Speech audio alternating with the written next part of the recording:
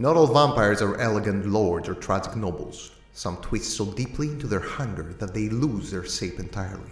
The Vampiric Monstrosity is that nightmare, a hulking winged predator that cares nothing for subtlety. It is hunger given flesh and claws. Welcome back to Make a Monster. I'm Kelfecil, and today we're unleashing the Vampiric Monstrosity, a savage creature built to make your players question every dark hallway and open sky. So, beginning with the abilities, Charge gives this beast its opening terror. When it barrels forward, its claws slam with extra force, knocking prey down. This isn't just damage, it scatters the front line. Players who bounce up regret it instantly. Combined with open spaces, Charge becomes battlefield control by brute force. Combine this with its speed and aerial reach, drop it in wide courtyards, towering ruins or forests with clearings, and you will see it striking down, slamming prey and dragging them into the night. Flyby makes this monster somewhat untouchable. It swoops, rakes and vanishes before weapons swing back. Players who rely on opportunity attacks will feel helpless. It's not just flight, it's a pattern of constant retreat and return. The partial vampire weakness, of course, grounds the horror. Sunlight and running water still hold power. Desperate groups may risk fighting at dawn or near rivers. A party with brains will try to trap it in light, if they survive that long, of course. Rampage is what makes this monstrosity unstoppable.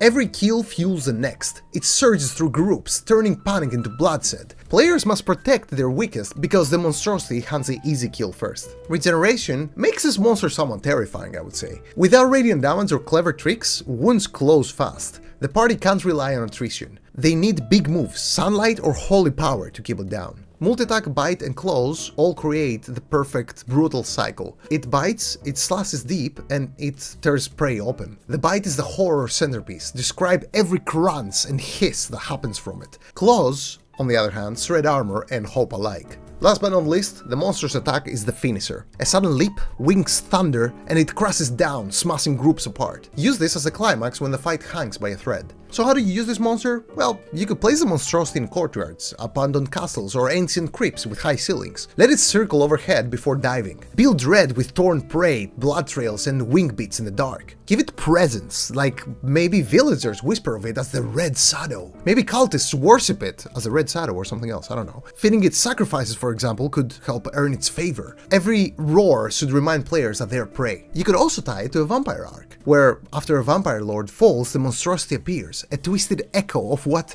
feeding too deeply does to you. The party realizes the hunt is not over. You could combine it with spawn or cultists to divide the party's focus, make the fight feel chaotic and savage. At the same time, however, and I do say this very often, you should reward clever players. If they bait it into sunlight or holy traps, they get the edge on the monster. If they brute force it, well, it will tear them apart. Its fight with it should feel like survival, not conquest. When and where to use the monster? Well, the Vampiric Monstrosity works best when you want to create sheer terror in a wide open battlefield. Use it in ruined temples with shuttered ceilings or moonlit courtyards where it can swoop down. This monster fits mid to high level horror arcs where your players feel the tension of open sky and no cover. Tie its appearance to nights of blood wounds, eclipses, or cursed rituals gone wrong. This creature is also a fantastic finale for a vampire-themed dungeon or arc. After the party thinks they've defeated the vampire lord, the monstrosity bursts through the roof, an abomination that breaks the rules that they thought they knew. In terms of story inspiration, you could have Whispers claim it was once a vampire noble who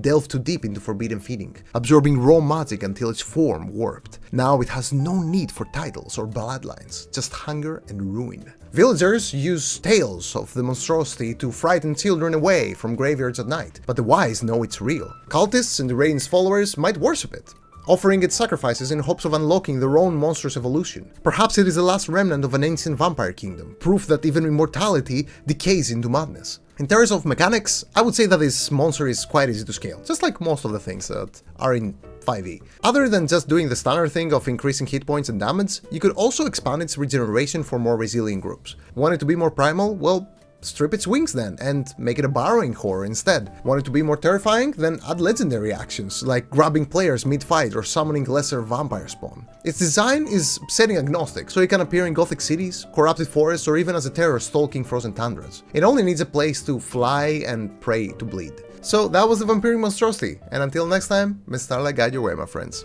Bye bye!